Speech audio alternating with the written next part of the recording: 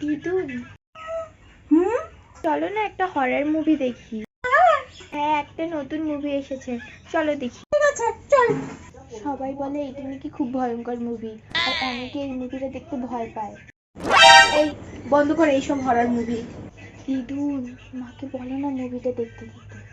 এইসব মুভি দেখার পরে সাইড এফেক্ট হয়। তুমি আসার পর যে সাইড এফেক্টটা হয়েছে তার থেকে তো কমই হবে। এইভাবে তাকিও না, ওর থেকে বেশি ভয়ঙ্কর লাগছে।